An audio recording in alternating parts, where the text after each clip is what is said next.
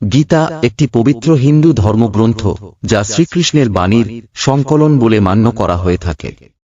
গীতার বিষয়বস্তু হল কুরুক্ষেত্র যুদ্ধের পূর্বে কৃষ্ণ ও তৃতীয় পাণ্ডব অর্জুনের কথোপকথন বা কৃষ্ণের ন্যায়, নীতি, ধর্মশাস্ত্র সম্পর্কিত উপদেশাবলী।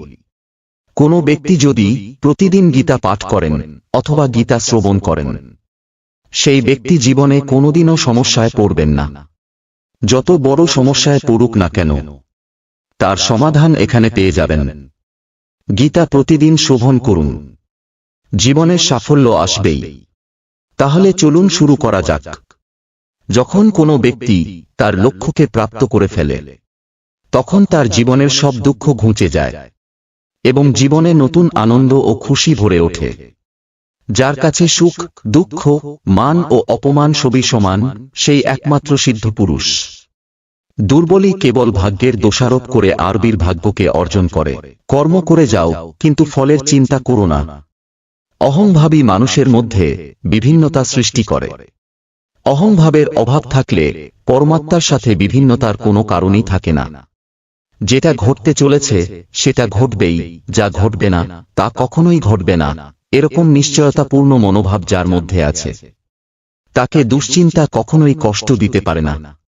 বাহ্যিক বস্তুর ত্যাগকে বাস্তবে ত্যাগ বলে না, আন্তরিক ত্যাগই হচ্ছে প্রকৃত ত্যাগ। আমাদের কামনা, মমতা, আসক্তি হচ্ছে বন্ধনযুক্ত, কিন্তু সংসার তা নয়। আত্মার জন্ম নেই, না কখনো মৃত্যু হয়। শরীর নষ্ট হয়ে গেলেও আত্মা নষ্ট হয় না। খালি হাত এসেছো, খালি হাত চলে যাবে। যা কিছু আজ তোমার সেটা অন্যদিন কারো ছিল, পরশু সেটা আরো কারো হয়ে যাবে। আজ তুমি যে জিনিস নিজের বলে প্রসন্ন, সেটাই তোমার দুঃখের কারণ। যখনই সত্যের সাথে অসত্যের লড়াই হয়, তখন সত্য একা দাঁড়ায়, অসত্যের বাহিনী হয় বিশাল। কারণ তার পেছনে মূর্খ, লোভী, স্বার্থপর ও বিশ্বাসঘাতকেরা থাকে। হে অর্জুন, যবে যবে এই সংসারে ধর্মের অনিষ্ট হয়, এই সংসারে অধর্ম বৃদ্ধি পায়, তখন তখন ধর্মের রক্ষার জন্য এই পৃথিবীতে আমি আবার ঘুরে আসি। যে ব্যক্তি পঞ্চ কর্মেন্দ্রিয় সংযত করেও মনে মনে শব্দ, রস আদি ইন্দ্রিয় বিষয়গুলি স্মরণ করে, সেই মুড অবশ্যই নিজেকে বিভ্রান্ত করে এবং তাকে মিথ্যাচারী ভণ্ড বলা হয়ে থাকে। যে ব্যক্তি পঞ্চকর্মেন্দ্রিয় সংযত করেও মনে মনে শব্দ, রস আদি ইন্দ্রিয় বিষয়গুলি স্মরণ করে, সেই মুড অবশ্যই নিজেকে বিভ্রান্ত করে এবং তাকে মিথ্যাচারী ভণ্ড বলা হয়ে থাকে।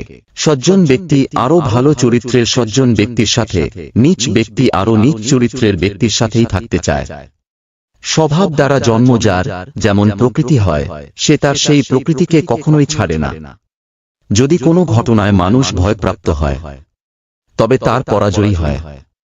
আর যে মানুষ সব হারিয়েও শান্ত আর একাগ্র থাকে, সেই জয়ী। হে অর্জুন, আমি অতীত, আমি বর্তমান, আমি ভবিষ্যৎ, আমি সর্ব প্রাণীর মধ্যে বিরাজ করি। যে প্রাণী আমাকে মন দিয়ে স্মরণ করে, আমি সর্বদা তাদের পাশে থাকি। শ্রেষ্ঠ ব্যক্তি যেভাবে আচরণ করেন, সাধারণ মানুষেরা তার অনুকরণ করে।